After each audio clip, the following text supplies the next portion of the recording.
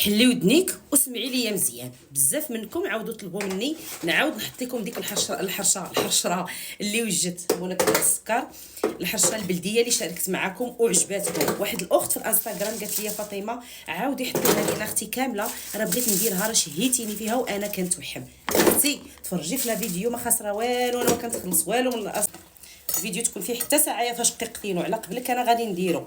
المهم حركي ليا مزيان، انا ما كنعرفش نعجن واقفه.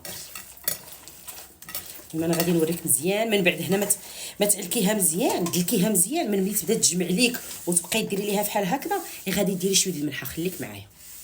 هنا تشقيقتينو ملي كتجمعي الحرشه بحال هكا وكتهز معاك السميده، شوفوا هنا باش تعرفيها راها مدلوكه، يعني ما عندك مناش تخافي منها. الا تهزيها وتبقى تقطع عليك عرفيها راه مازال ما مدلوكه. والا بغيتي تدلكيها مزيان ولا تعلكيها مزيان خاصك تجلسي الحبيبه ديالي على رجيلاتك وتدلكيها مزيان. هكا كنديروا ليها حنايا تشقيقتينو. شوفوا شتي نفيفخات ما شاء الله. هنا دابا غادي ندير شويه ديال السميده.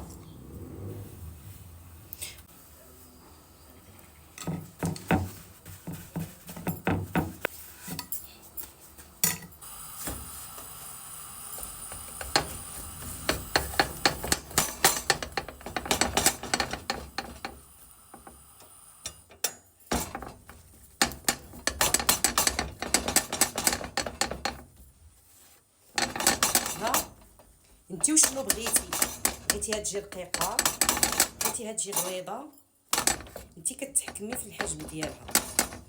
انا باش كنعرف الحجم اللي بغيت كنجي للوسط وكندير لها واحد التقيبه. هنا كيبان ليا واش راها غليظه ولا راها رقيقه. هاد الحرشه هادي مع الزبده ولا العسل ولا زيت العود يا سلام. شفتوا؟ وحاولي تجيبيها مقاده بحال حسب تشقيقتين. شتي كي كتجي على نار مهيله باش كتحمر، كتجي زوينه، كتجي بنينه. عرفتي راه ما تصدقيش الا كنتي ما مولفاش كتاكلي الحرشه بحال هكذا راه ما يمكنش.